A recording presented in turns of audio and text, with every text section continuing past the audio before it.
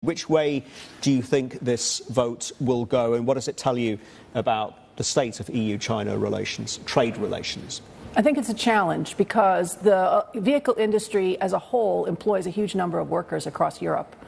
And they can see that they're at risk, especially since they are not producing electric vehicles in Europe. They're producing electric vehicles, ironically, in China to be exported back to Europe, but they're not producing them in Europe.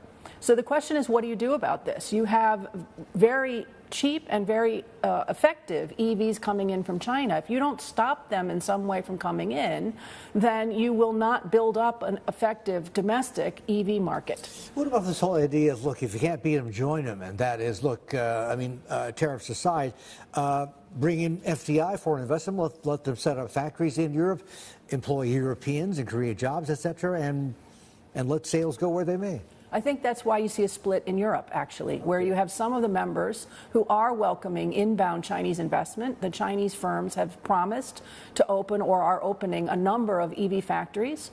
And those countries are, of course, welcoming more inbound investment from China. But that creates a whole new set of challenges. Right now we have some parts of Europe that are accepting of Chinese inputs in terms of investment, technology transfer, et cetera, and others that are very wary and suspicious of this. And so the tension, I think, is set to continue. So this vote, right, this is the second round. It's going to be a yay or nay after it's over. They need a majority, so that would be 8 out of 15 EU members. So Germany's probably not going to be on board. Spain's not going to be on board. Is this thing going to get through either?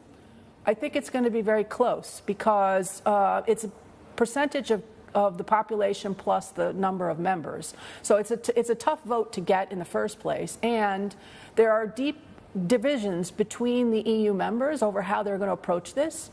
And there's an additional factor that's important to remember, which is that the Chinese have already threatened to retaliate against Europe if they do this measure. And the retaliation comes not in electric vehicles or not in vehicles in general, it comes in other sectors. Yeah. And so that creates some incentives for some places that would otherwise vote in favor of tariffs to say, wait a second, actually, you know, our pork production is far more important than our car production. Let's go ahead and suspend the tariffs.